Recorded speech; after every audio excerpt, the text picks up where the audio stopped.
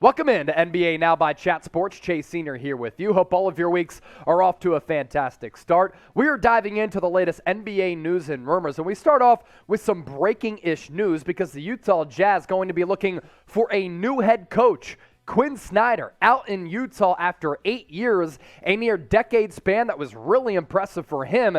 Quinn Snyder, one of the best coaches at the NBA level, now available to maybe find a job elsewhere. There are some rumblings he could be the predecessor for Greg Popovich if Pop does step away from the San Antonio Spurs after the 2022-2023 season. This coming from Adrian Wojnarowski of ESPN. He broke the news on Sunday afternoon. After 8 seasons as coach, Snyder simply decided that it's time to step away. Conversations had been amicable with the team, relationships still strong, but Snyder has decided to leave after building the Jazz into a perennial playoff contender. And that's what the Jazz became under Quinn Snyder, a team that made it to the playoffs year in and year out. And while they didn't make any runs to the Western Conference Finals, they were making it to the second round, led by Donovan Mitchell and Rudy Gobert pretty consistently. And right now, as currently constructed, they have a talented roster, led by Gobert, who's won the Defensive Player of the Year, as well as Donovan Mitchell, one of the best young players in the NBA.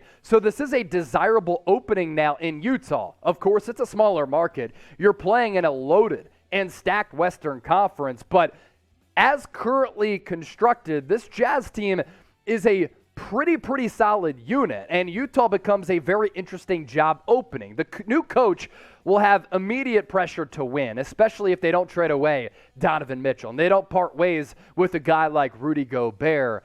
Likely without either Mitchell or Gobert, though, could be the realistic future for the Jazz. Gobert seems to be frustrated with playing with D-Mitch, and D-Mitch seems to be frustrated with the lack of deep runs in the NBA playoffs. So maybe Utah does decide to tinker with that roster a little bit and not necessarily rebuild, because this is one of the smarter organizations in the sport, but maybe retool along the way with their new head coach. As for what Snyder was able to do in Utah, he won about 59% of his games, really good in what is a stacked and talent-heavy Western Conference. The Jazz made it to the playoffs in 6 consecutive seasons to end his run after he had to bring the Jazz back in his first 2 campaigns. Had a lot of success in a smaller NBA market, which isn't always easy. Their fan base, by the way, one of the best and most raucous in the NBA. Playoff record 21-30, but again, a lot of really good playoff series against some really good teams at the NBA level in that Western Conference. Didn't reach the conference finals, but look, when you make it consistently to the second round of the NBA playoffs and you're developing talent and maximizing that roster, pretty impressive resume for Quinn Snyder. That's why his services will be sought after basically immediately if he doesn't decide to take an extended break. Where will Snyder end up next year? Give me a team name if you think he's going to continue coaching, if you think he's going to go to the broadcast booth, or you think he's going to lay his feet up, sit back, chill out, and relax, then you can say that in the comments section. Either way, we want to hear from you on NBA Now by Chat Sports.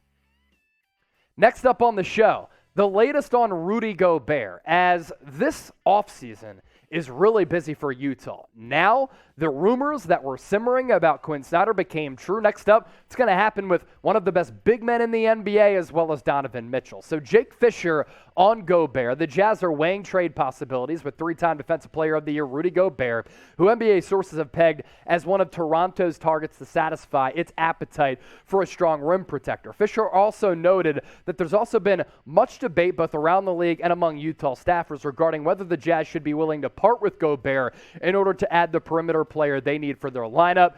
Gobert continues to play at a high level as he averaged 15.5 points per game and a league high nearly 15 rebounds last year. So it's looking more and more likely like the Jazz are going to move on from either Mitchell or Gobert. And if you have to pick one, you probably go ahead with Donovan Mitchell, because I think in today's NBA, you wing with guards and wing players. Gobert, I think, is the more likely exit because of that, and he seems to be dissatisfied with some of the happenings in Utah. And I just think when you're building a roster, you side with the younger player in D-Mitch, who gives you much more offensively in terms of scoring and versatility. You can continue to grow around him.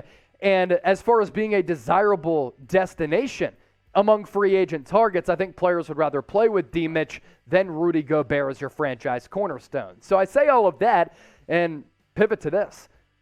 More likely to stay. M for Donovan Mitchell, G for Rudy Gobert. Be sure to get those votes in, and make sure you subscribe to us here at Chat Sports, as we're a little less than 5,000 people away from 300,000 subscribers. We've been able to grow because all of your support, so make sure you hit that red subscribe button down below, or in a separate browser, let this video roll and go to youtube.com/chatsportstv. As for the latest with Donovan Mitchell, he's been linked to the New York Knicks for a couple of reasons. Loves playing at MSG. His dad, a former Major League Baseball player, does currently work with the New York Mets, who are having a magical season in Major League Baseball. So too, though, has another guard, D'Angelo Russell. Now, if you ask me, I'm going with D-Mitch 7 days out of 7 and again on Sunday. But D'Angelo Russell, an intriguing player, as basically a poor man's James Harden. That's what I compare his game to. Jake Fisher on D'Angelo Russell saying this in a recent report for Bleacher Report. New York's front office recently added former Minnesota president of basketball operations Gerson Rosas. Once chased Russell in free agency and later traded Andrew Wiggins to Golden State for the creative point guard. So now that Rosas is there with New York, could he try to make a play for D'Lo? With Minnesota right now, you got Anthony Edwards and Karl Anthony Towns and a bunch of other really good secondary and third options. I think you try to progress with Anthony Edwards and Cat as your franchise cornerstones, and you try to find a way to trade away D'Angelo Russell. Now, he's got a good game. 18 points per game offensively, doesn't really do much else. His assist numbers are the byproduct of him having the ball in his hands a lot. 34% shooter from beyond the arc last year. He's not all that efficient. He does have a similar game to James Harden, where he can be that ISO guy who dribbles for 20, 22 seconds of the shot clock, and if he can't get his, he just gives it up to somebody else and they have to chuck up a three. But if you want a scorer who can score from all three levels, D'Lo could be your guy. And we know that the New York Knicks are going to be aggressive in the point guard market this summer. If they had their choice, they'd probably try to sign Jalen Brunson, but I think Dallas is going to overpay for him to keep him in Dallas. You might look at a guy and trade for Donovan Mitchell. Maybe D'Lo is more realistic because you don't have to give as much up for D'Lo as he would for Donovan Mitchell, but the Knicks certainly going to be active in the number one media market in America. As for New York, they have little cap space, so they'll have to get creative this offseason. Bad contracts last year to Evan Fournier, Alec Burks. They signed Derrick Rose. They were active trying to capitalize on the momentum of making it to the playoffs before they got ousted in 5 games against the Atlanta Hawks. What they do have, though, they are armed with some pretty good draft capital they could give up in a trade to convince another team to send them a guard. Would you trade for D'Angelo Russell? I would not. I'm staying away from him. But you have the opportunity to be a part of the show like I am as the host. T for trade, P for pass. Once again, get that comment section popping, and you be the GM down below. Are the Heat interested in Patrick Beverley? As we round out our NBA News and Rumors segment, Patrick Beverley is the ultimate Heat culture guy, dog, foxhole dude who doesn't have any fear in his body at all. Can you imagine Patrick Beverley going to Miami? Heat culture, Pat Riley, Eric Spoelstra, they love to have him and his tenacious defense. An anonymous NBA executive saying this, the Heat would love to get Patrick Beverley. The Timberwolves, obviously, they love what he brought last year, but if they could sell high, they might be willing to give him up. They have a new regime. Ex-Nuggets president Tim Connolly is now leading their basketball operations department as one of the highest paid executives in the sport, so they can look at things a little bit more realistically.